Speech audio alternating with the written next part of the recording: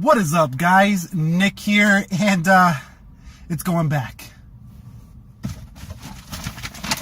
Guess what's going back? The iPad Pro. Don't ask me why it's in this big old bag. Just know that if it rains, we don't got time for Apple products getting wet around these parts. But you see this right here? The iPad is going back today, right now. And I want to explain to you in this video why the iPad Pro is going back to the Apple Store. You can see I have it all boxed back up. And there's a reason. So I made a lot of videos, helpful videos, reviews and things. You can watch it on the channel. But I want to share my experience on why I'm taking it back. The 9.7 Pro is why I'm taking it back. And let me explain why. The iPad Pro 10.5 brings great additions to the 9.7. It brings a 120 hertz display, 4 GBs of RAM. It also brings a better camera. So it brings a 7 megapixel camera to the iPad here. You know, it does also have 64 gigs of storage, so it does double on the 9.7. But, you know, after the novelty wore off a few days later after using it, I was thinking to myself, I'm like, I'm already used to this 120 hertz display. I'm not getting really anything more productive done on this iPad Pro than the already existing 9.7 that I currently own.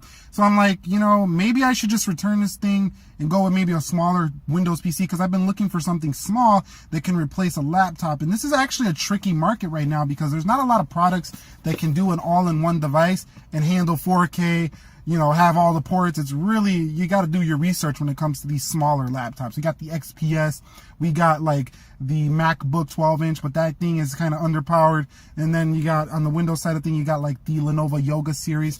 But the iPad Pro is a really powerful tablet, but still there's a lot of things you got to do extra to go ahead and get this thing to work for your everyday life. So I don't know. I'm thinking I might get the iPad Pro 12.9, see if that can be more productivity based than the 9.7. But this definitely is not here.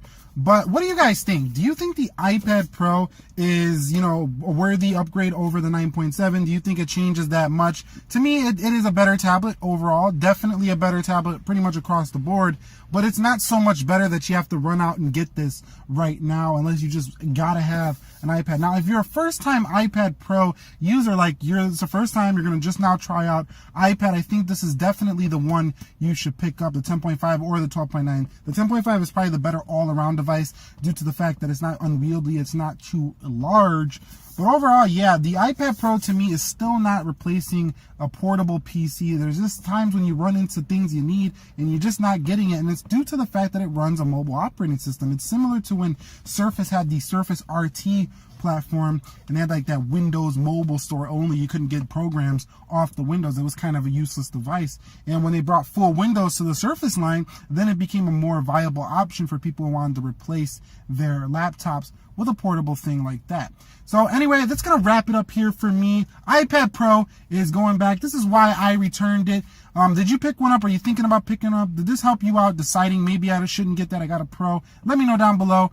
Any video suggestions, comments, feedbacks, drop it down below. We'll chat about that. Have a great day wherever you are. Be sure to be well. Nick here helping you to master your technology, and peace. The iPhone 7 megapixel camera, it brings that as well.